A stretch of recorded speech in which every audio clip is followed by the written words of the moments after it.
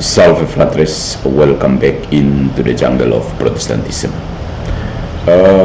Benarkah ada haters teologi reformasi, haters reformed haters? Ya, benar.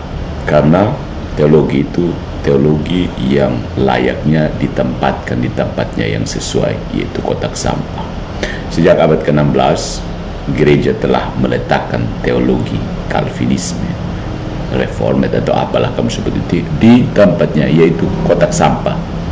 Nah, kali ini katekese kali ini adalah penjelasan mengapa teologi reformed perlu disimpan dengan baik di kotak sampah. Tidak usah buangnya, letakkan pada tempatnya, yaitu tempat sampah. Mari kita bahas. Ada orang yang mengatakan bahwa banyak orang membuat strawman teologi reformed, kemudian menyerang strawman itu. No, ya. Konsili Trente itu bukan bermain dengan strawman. Debat 18 tahun bukan untuk sekedar menciptakan strawman untuk dipukul-pukul, ya. Jadi bidat Calvinisme sudah dibuang. Segala upaya untuk membedat bidat Calvinisme adalah upaya untuk menjaring angin, terutama untuk orang-orang yang tidak mau belajar sejarah dan kekristenan itu sendiri, ya. Jadi ketika ada pendeta yang menjual teologi reformed, saya menganjurkan letakkan tempatnya di tempat sampah. Oke, mari kita lihat mengapa tempatnya yang sejati adalah tempat sampah. Allah tidak berkuasa untuk memaksa. Mengapa inti kekristenan bukan kedaulatan, tetapi kasih. Ya, hati-hati. Tuhan bukan raja absolut, tapi Bapa yang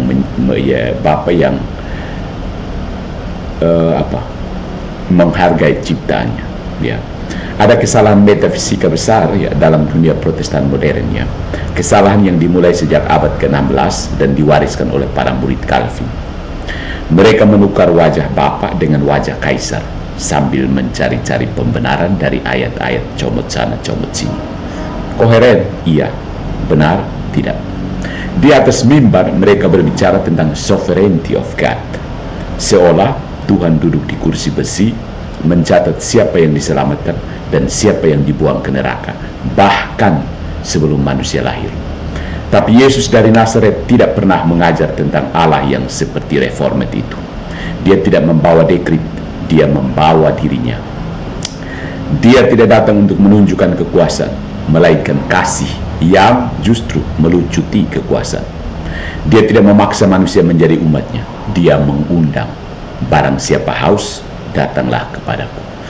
Jika kasih bukan inti iman Kristen, maka seluruh Injil hanyalah drama penindasan yang disutradarai Tuhan sendiri. Teologi reformed adalah teologi boneka pencet.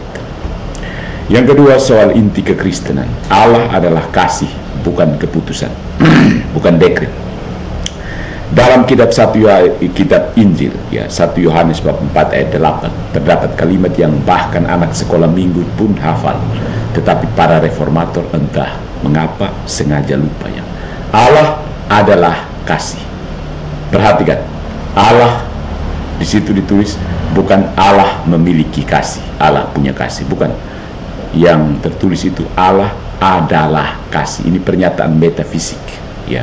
Artinya kasih bukan sekedar atribut, bukan sifat Allah, tapi kasih adalah hakikat, ya. Kasih itu hakikat. Kasih menuntut kebebasan dan kebebasan menuntut risiko. Maka Allah yang adalah kasih tidak bisa memaksa, karena paksaan membatalkan kasih, membatalkan cinta.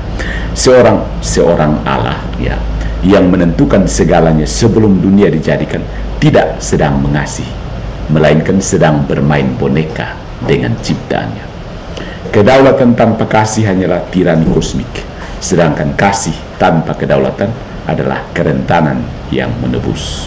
Dan justru kerentanan itu bukan kekuasaan yang menjadi tanda keselamatan. Soal doktrin kedaulatan dan kematian relasi, teologi reform menegaskan bahwa semua sudah ditetapkan. Allah memilih siapa yang diselamatkan dan siapa yang binasa demi kemuliaannya sendiri. Masalahnya, Allah macam apa yang dimuliakan oleh penderitaan ciptaannya sendiri? Ya, Allah versi reformed. itu bukan Allah orang Kristen. Jika Allah memang menetapkan sebagian manusia untuk neraka, maka kasih bukanlah naturnya, melainkan kebetulan yang dipentaskan bagi sebagian kecil pilihan favorit, yaitu mereka reformat itu. Di titik ini sebenarnya logika reform pecah di tangan sendiri. Ya, kasih yang sejati selalu personal, bukan mekanis. Relasi antara Allah dan manusia bukan hubungan algoritma. Dia adalah dialog dua kebebasan. Allah yang memanggil, manusia yang menjawab. Teologi reform menutup dialog itu dengan satu kalimat dingin: semua sudah ditentukan. Itulah sebabnya sejak abad ke-16 teologi semacam ini mulai ditinggalkan. Bukan karena dunia menjadi liberal, tetapi karena hati nurani manusia menolak menyembah Allah yang lebih mirip diktator daripada Bapa. Tidak heran kalau pendeta-pendeta reform itu diktator, ya. Sesat sana sini padahal dia tahu dia yang sesat. Sesat, ya, mereka suka menggunakan kata sesat, tapi saya lebih memilih menggunakan kata heretik. Karena jelas inkarnasi itu bukti bahwa kasih mengalahkan kedaulatan. Itu bukti, dan orang reformat sulit. Pendeta MYM pernah saya ajak untuk menjelaskan inkarnasi, dan ternyata bidat-bidat bermunculan dari pernyataan-pernyataan.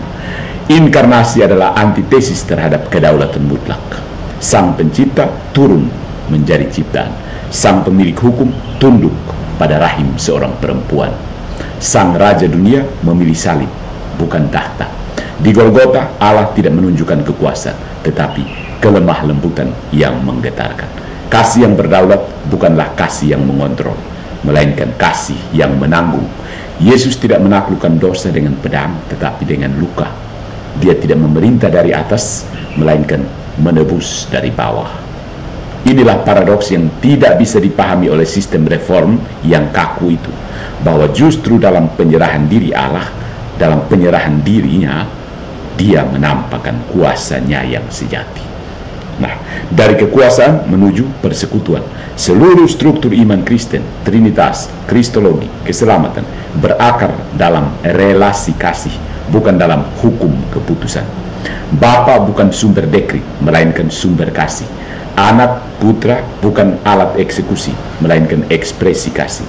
Dan Roh Kudus bukan tangan kuasa, melainkan napas kasih yang menyatukan.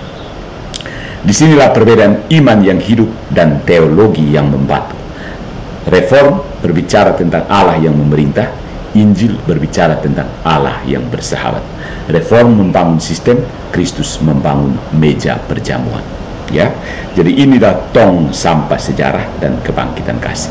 Abad ke-16 menandai lahirnya reformasi, tapi juga menandai lahirnya dehumanisasi teologi. Allah dijadikan algoritma kekal, dan iman menjadi logika statistik. Siapa dipilih, siapa dibuang. Dunia sudah lama membuang model itu ke tong sampah sejarah. Kini gereja dipanggil untuk kembali ke pusatnya, bukan ke Calvin, bukan ke Luther, tetapi ke Kristus. Dan Kristus bukan seorang logikus surgawi, tetapi seorang pencinta yang berdarah. Maka, jika hari ini kita harus memilih antara Deus Potens, Allah yang berkuasa, dan Deus Caritas, Allah yang adalah kasih, gereja sejati akan memilih yang kedua, Deus Caritas. Sebab hanya kasih yang menciptakan kembali dunia, dan hanya kasih yang membuat Tuhan layak untuk disembah. Ya, jadi kasih tidak bisa dipredestinasikan. Begitulah Injil meruntuhkan tahta tirani teologi. Karena pada akhirnya Allah tidak ingin ditaati sebagai raja, tetapi dia ingin dikasihi sebagai Bapa. Follow for more into the jungle of Protestantism.